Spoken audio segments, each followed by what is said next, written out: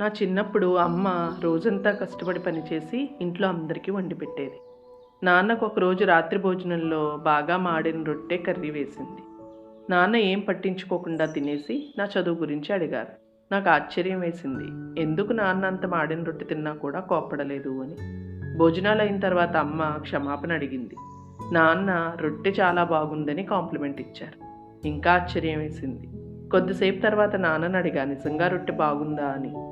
ఆమె రోజంతా ఎంతో కష్టపడి తినడానికి చేసింది. రొట్టె నన్ను బాధ పెట్టలేదు కానీ, నేను ఒక్క మాట అన్నా ఆమె ఎంతో బాధపడుతుంది. ఎవరూ పర్ఫెక్ట్ కాదు. అందరి జీవితాలు అంతే అన్నారు నాన్నగారు. దీనివల్ల కొన్ని సంవత్సరాల కాలంలో నేను నేర్చుకున్నది ఏమిటంటే, ఎవరి తప్పులను పట్టించుకోకుండా అందరినీ ప్రేమించడం నేర్చుకున్నా.